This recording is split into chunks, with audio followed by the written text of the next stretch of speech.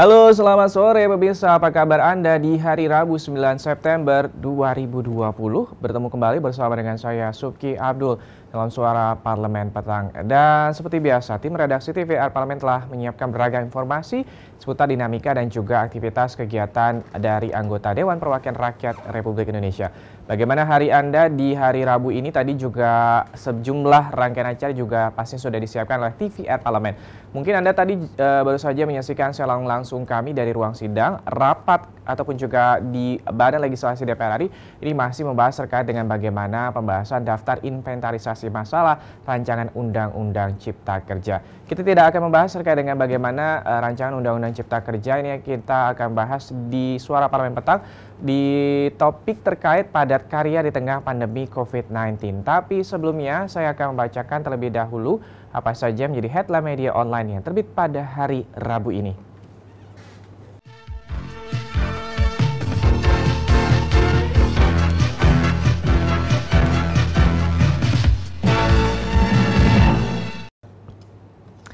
Headline media online kita awali dari republika.co.id. Pembenahan, pendataan, dan juga perlu didorong untuk akuntabilitas PEN. Peneliti Center for Indonesian Policy Studies atau CIPS, Pinkan Audrin Konsijungan ini mengingatkan bahwa pentingnya pembenahan pendataan guna menjaga akuntabilitas penyaluran program pemulihan ekonomi nasional atau PEN, terutama bagi UMKM. Pemerintah ini perlu memperbaiki mekanisme pendataan untuk menjaga akuntabilitas program dan memastikan bantuan memang sampai kepada mereka yang termasuk dalam kriteria penerimaan. Penyediaan stimulus kredit harus memprioritaskan bisnis yang sulit beroperasi di tengah krisis. Menentukan prioritas membutuhkan proses identifikasi yang harus dikomunikasikan antara kementerian dan juga lembaga sektoral terkait seperti Kemenko Perekonomian dan juga Kementerian UMKM. Pemerintah telah mengeluarkan serangkaian kebijakan untuk merespon disrupsi sosial dan ekonomi yang diakibatkan oleh pandemi di tanah air. Termasuk di dalamnya ialah program PEN.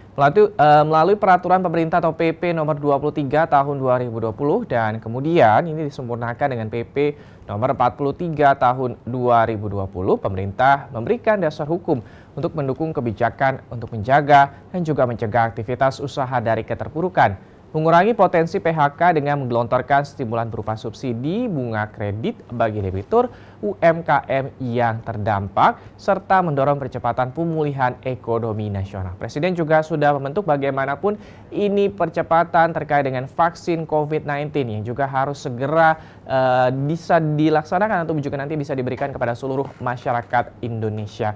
Kita beralih ke CNN Indonesia. Kementerian Dalam Negeri 260 bakal calon ataupun juga bakal pasangan calon pilkada langgar protokol kesehatan. Kementerian Dalam Negeri atau Kemendagri mencatat setidaknya ada 260 bakal pasangan calon yang akan bertarung dalam pilkada serentak 2020 telah melanggar protokol kesehatan pencegahan COVID-19 saat proses pendaftaran. Ini pada pekan lalu berlandas pada data kejadian pendaftaran kemarin dari sekitar 650 Bapaslon yang mendaftar. Ini ada di sekitar 260 Bapaslon yang melanggar. Mendagri serius dalam menerapkan pencegahan penyebaran COVID-19 dalam Pilkada Serentak 2020. Ia menyebut bakal menggunakan semua instrumen hukum agar protokol kesehatan COVID-19 dipatuhi seperti diatur dalam peraturan Komisi Pemilihan Umum. Dan sementara itu Menteri Dalam Negeri Tito Karnavian melempar wacana akan menunda pelantikan selama 6 bulan hingga menyekolahkan calon kepala daerah jika melanggar protokol kesehatan. Aturan itu diberlakukan kepada pasangan calon pemenang yang 3 kali melanggar protokol kesehatan selama tahapan Pilkada Serentak 2020. Kebijakan penundaan pelantikan dan juga mensekolahkan pemenang Pilkada mengacu pada Undang-Undang Nomor 23 Tahun 2014 tentang pemerintah daerah terkait dengan sanksi kepala daerah. Ini pelaksanaan mundur jadwal semula yakni 23 September 2020 akibat pandemi COVID-19.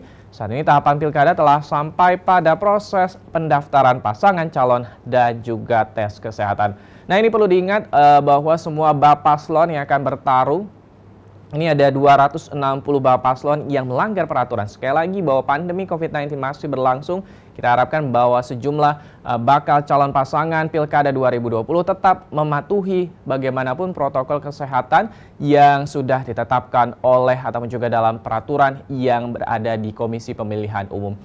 Kita beralih sejenak ini ke detiknews.com. Kapolri terbitkan telegram cegah kerumunan di Pilkada 2020. Kapolri Jenderal Idam Aziz ini menerbitkan surat telegram yang berisi perintah kepada jajarannya untuk memperkuat upaya pencegahan kerumunan yang terjadi selama pelaksanaan Pilkada 2020. Upaya tersebut dimaksudkan agar tidak ada klaster baru COVID-19 yang bermunculan pada saat di Pilkada. Pelaksanaan tahapan Pilkada 2020 sudah memasuki tahapan penetapan paslon dan menuju masa kampanye, di mana kedua tahapan akan menyebabkan interaksi masyarakat secara langsung antara penyelenggara pilkada, peserta pilkada, dan juga masyarakat pemilih yang berpotensi menyebabkan munculnya klaster baru COVID-19. Ini sekali lagi juga apabila mungkin nanti akan memasuki masa-masa kampanye, sekali lagi juga masyarakat untuk bisa terus mematuhi protokol kesehatan. Kalau bisa mungkin ini kampanyenya bisa dilakukan secara daring ataupun juga online untuk akhirnya bagaimana meminimalisir ataupun juga mengurangi klaster baru COVID-19 yang bermunculan pada saat pagelaran Pilkada 2020.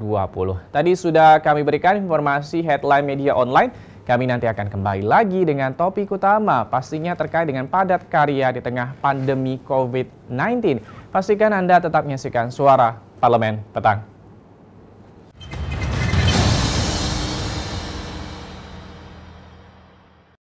Komisi 9 DPR RI meminta pemerintah tetap memberikan bantuan kepada pekerja informal yang tidak terdaftar dalam BP Jam Sostek, mengingat banyak pekerja dengan gaji di bawah UMR dan tidak termasuk dalam penerimaan bantuan langsung tunai Rp600.000 dari pemerintah. Anggota Komisi 9 DPR RI, Rahmat Handoyo, mengatakan, pemerintah harus memikirkan skema untuk memberikan bantuan kepada pekerja yang sampai saat ini tidak terdaftar di BP Jam Sostek dan mendapatkan gaji di bawah UMR. Masyarakat seperti ini harus mendapatkan bantuan prioritas dari pemerintah. Ya, kita berharapkan masih banyak saudara-saudara kita yang tidak tercatat, bahkan juga notabene di bawah gaji ya UMR pun masih jutaan. Sehingga kita pilihkan, jangan sampai 600.000 itu hanya sempat kepada yang terdaftar pada BPJS Tenagakerja, sehingga jangan sampai menimbulkan kecemburuan. Jangan salah loh, informal kita banyak sekali yang dibatas 1 juta, 2 juta tiap bulan, itu banyak sekali.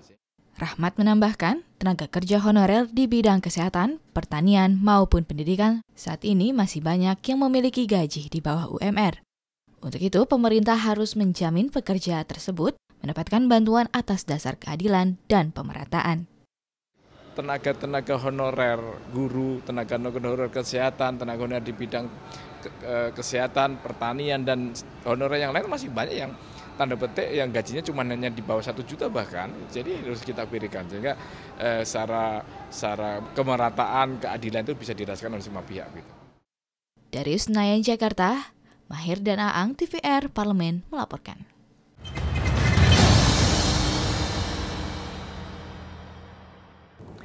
Terima kasih Anda masih bersama dengan saya Subki Abdul dalam Suara Parlemen Petang. Kali ini kita akan membahas tema padat karya di tengah pandemi COVID-19.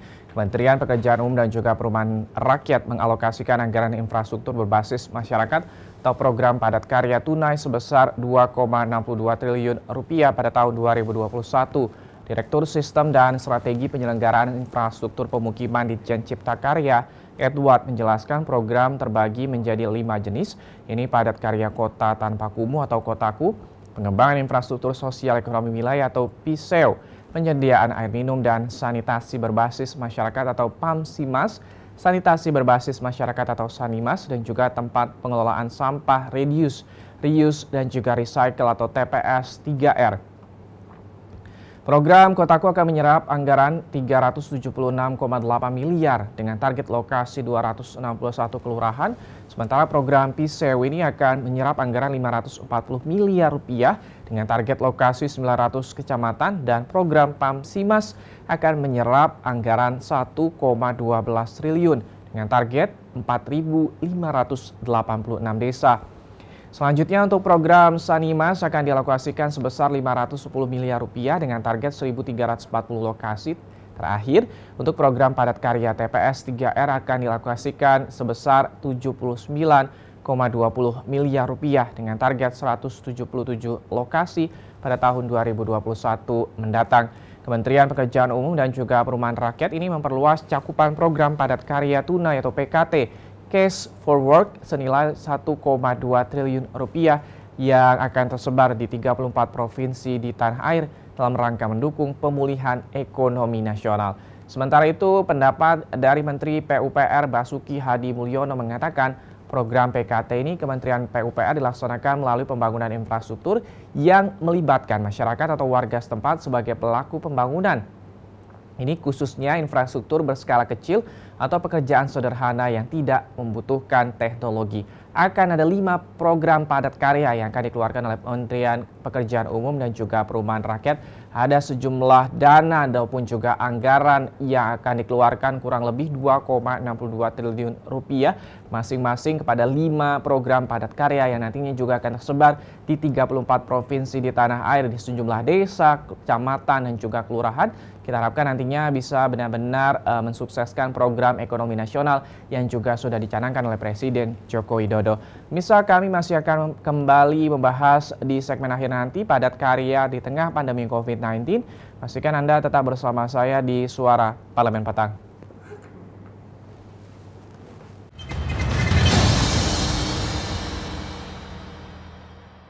Pemerintah saat ini sedang menggodok peraturan pemerintah pengganti undang-undang tentang reformasi sistem keuangan di tengah krisis COVID-19. Perpu ini dibuat dalam rangka mengantisipasi dampak COVID-19 terhadap masyarakat yang dapat berimplikasi ke keuangan negara dan stabilitas sistem keuangan. Wakil Ketua Komisi 11 Fatan mengatakan, pemerintah sedang mengkaji semua perangkat hukum yang ada mulai dari Undang-Undang Bank Indonesia, OJK, dan LPS, perbankan hingga PPKSK untuk mengukur ketahanan dalam menghadapi krisis ini. Ini masih draft awal, jadi semua fraksi-fraksi belum melihat naskah akademiknya, bagaimana kita akan mencermati semua isu. Karena tarikan-tarikan antara independensi Bank Indonesia dan juga bagaimana situasi investasi supaya kondusif, supaya investor juga butuh kepastian hukum, butuh satu suasana yang kondusif untuk menanamkan modalnya di Indonesia. Menurut Fatan, wajar ada kekhawatiran terutama pada independensi Bank Indonesia dan rencana pemindahan pengawasan perbankan dari OJK ke Bank Sentral. Pemerintah pun sedang melakukan kajian untuk menguatkan kerangka kerja sistem keuangan agar langkah-langkah penanganan pada lembaga jasa keuangan maupun pasar keuangan dapat ditangani lebih efektif dan dapat diandalkan. Badan Supervisi Bank Indonesia kan sudah kita pilih kemarin oleh Komisi 11. Nah ini tentunya memang ada mandatori bagaimana ikut mereview beberapa langkah-langkah dan program-program Bank Indonesia. Tentunya masih ada perdebatan apakah BSPI ikut menilai kebijakan BI atau apa. Tapi nanti ini kita akan melihat beberapa ke depan fraksi-fraksi dan pandangannya bagaimana ke depan itu. Andri, TVR Parlemen melaporkan.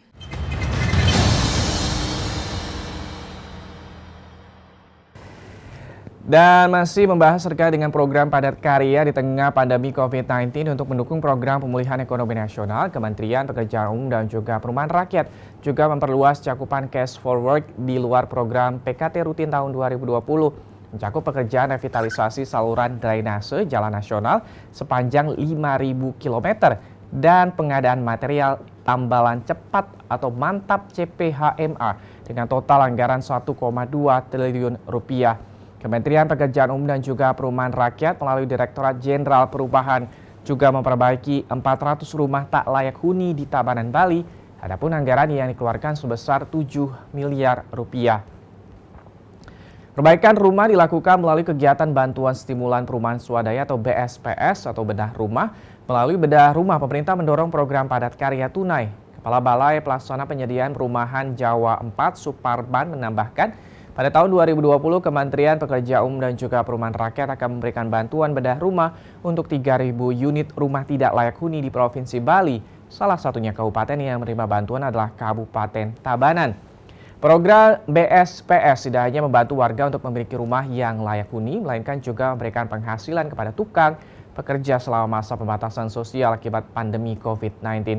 Untuk lebih meningkatkan kualitas program BSPS ini, telah diterbitkan keputusan Menteri Pekerjaan Umum dan juga Perumahan Rakyat nomor 158 tahun 2019 yang menaikkan besaran nilai BSPS. Kenaikan dana BSPS untuk dua kategori, yakni peningkatan kualitas rumah swadaya dan pembangunan rumah baru swadaya atau PBRS. PKRS dibagi dua kategori, yakni di provinsi sebelumnya 15 juta menjadi 17,5 juta rupiah, terdiri dari komponen bahan bangunan 15 juta dan upah pekerja 2,5 juta dan PKRS khusus pulau-pulau kecil. Itu terkait dengan bagaimana program padat karya yang dikeluarkan oleh Kementerian Pekerjaan Umum dan juga Perumahan Rakyat selama ataupun juga masa pandemi COVID-19 dan juga di akhir tahun nanti dan juga hingga tahun 2021 ada sejumlah program yang nantinya diharapkan untuk bisa memulihkan kembali perekonomian di tanah air seperti itu. Dan bisa demikianlah Suara Parlemen Petang edisi hari ini. Saya Subki Abdul beserta seluruh kerabat kerja yang bertugas pada hari ini mengucapkan terima kasih atas perhatian Anda dan sampai jumpa.